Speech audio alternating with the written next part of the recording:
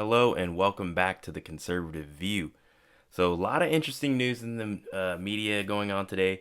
So, I open up my Facebook and I look and see a post and it says, Parler is banned, gone, no more. So, I was like, wait, what? So, I go and I attempt to open up my Parler app and it will not load whatsoever. So, and I have an iPhone. So, I go and I open up my Safari, type in parler.com, all this and that, and it still won't load. So I was like, So I go to my work phone, hop on there, and I was able to log on through the browser there. So I'm looking into this further. Apparently, Apple has said we're no longer going to support Parler unless they start getting some guidelines about what people can and cannot post. Now, I've been on Parler for a while, messed around with it a little bit. I've never seen anything too crazy or outrageous, but it's impossible for me to see every single post. So I don't understand what actually is going on, but I kind of think that maybe Donald Trump was getting ready to create a Parler account since he just recently got banned off of Twitter and Facebook and Instagram. Pretty much they're going to try to silence him and act like he doesn't exist, almost like what they did to Alex Jones. Now, and I was also looking in the news, it was saying that the Google Play Store removed Parler. Now, some people may think, okay, whatever, we still have Facebook, we still have Twitter, we still have, Reddit and all that stuff. But you have to think, they're all kind of in line with each other. I remember I was listening to the Timcast IRL podcast, and basically they all share information with each other. Twitter, Facebook, all of them, they share information and say, yeah, we banned this person for that, we banned this person for this. So it's pretty interesting how they can pretty much almost make someone completely disappear if they don't like what they say. Now, a lot of people will be like, well, what is it? Why does it matter?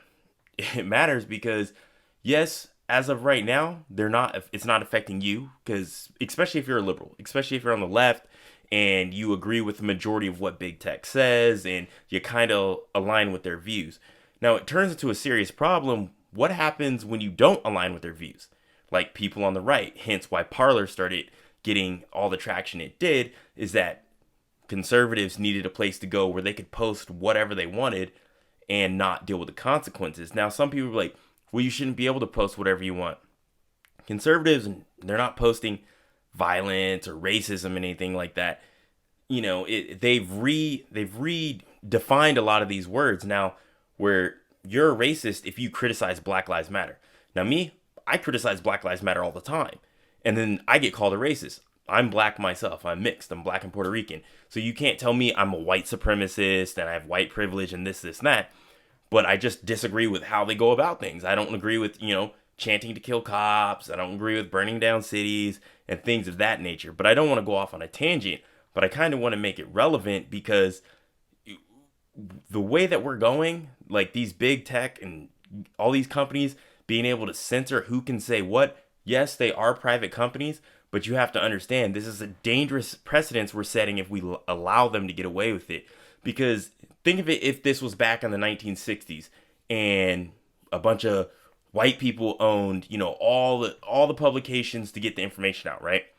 And then they basically banned like Martin Luther King and all the other civil rights leaders, and we're going to shut down any of that information to get out there. We would probably still be treated like second-class citizens. So you have to understand when will this stop?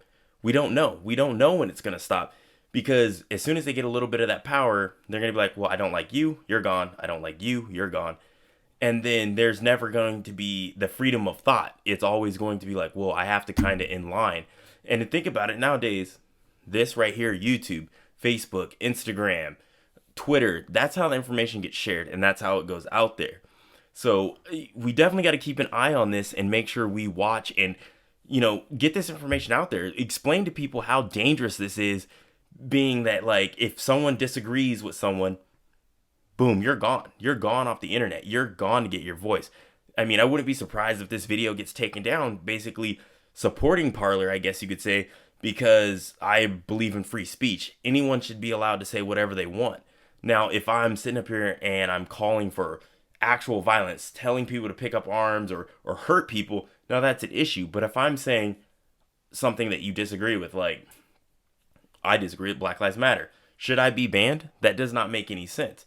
Because whether you like it or not, a lot of people try to argue this, Black Lives Matter is a political organization. Now, this is not a video about Black Lives Matter. I'm just using it as an example because people all the time tell me you should not be allowed to criticize Black Lives Matter, which is ridiculous. You should be able to criticize whoever you want as long as you're peaceful about it. You're not causing violence. You're not calling for violence against them. And I think like Apple and Google and Facebook, they've gotten power drunk. They're too willing to be like, you know what, we can do whatever we want with no consequences, because they just, like, prime example, Alex Jones has pretty much disappeared except for Parler, InfoWars Parler. And I don't even know why they're trying to accuse Parler of what happened in DC. That doesn't make any sense, because I didn't see anything about DC on Parler. I saw it all on Facebook. So should we ban Facebook? Should they take that off the Apple Store? It's pretty interesting. We'll see what happens here in the next couple of days. So comment down below if you had any problems logging into your Parler account, whether it was on a Samsung, an Apple iPhone, a MacBook, all of that. Make sure you shoot me a subscription, because I got a lot of videos coming out here pretty soon. It's going to a lot with protests and stuff. I'll be headed to one here a little bit later. And yeah, interesting times we're living in. Until next time, guys. Peace.